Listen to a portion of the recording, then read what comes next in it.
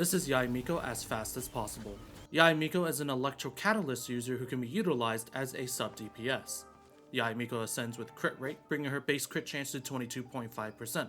This will make it much easier to farm for her artifacts. For talent priority, you want to focus on Yae's elemental skill, then her elemental burst, followed by her normal attacks. As a Catalyst user, Yae has many 4-star options available to her. My number one recommendation for a sub DPS is the Winsith Catalyst. Bolstering huge stat increases when Yae comes onto the field, coupled with the substat of crit damage, is a top pick for 4-star weapons. Alternatively, you can use the Mappa Mar for a more free-to-play option. Other 4-star options include the Hakushin Ring, Favonius Codex, or Sacrificial Fragments. However, Sacrificial Fragments is probably the weakest of the three, as the Catalyst ability is not really necessary for Yae.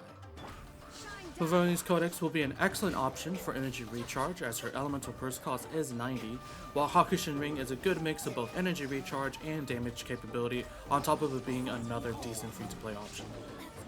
For 5-star weapon options, her Kagura's Verity is her top pick, but if you happen to have Lost Prayers or Skyward Atlas, they can be pretty decent as well. Note that Refinement 5 Winsith Catalyst can outperform both Lost Prayers and Skyward Atlas, and even at lower refines can still be competitive. If you had to choose between them, the Winsith is most likely going to be the better option.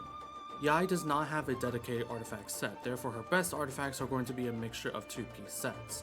While you can use the 4-piece Thundering Fury, the 4-piece set bonus offers very little unless you're heavily invested in electro damage reactions with Yae, such as Electro Charge.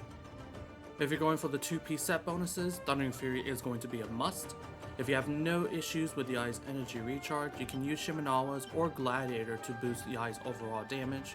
Of course, if you do have some trouble with energy, Emblem's 2-piece set bonus will be very useful.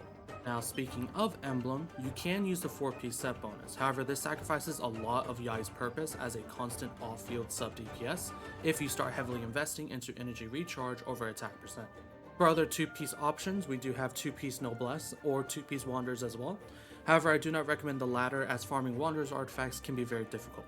Also, there may be a future artifact set that can be coming for Yae Miko soon, so I would advise investing too heavily into her artifacts now. You didn't hear that from me though.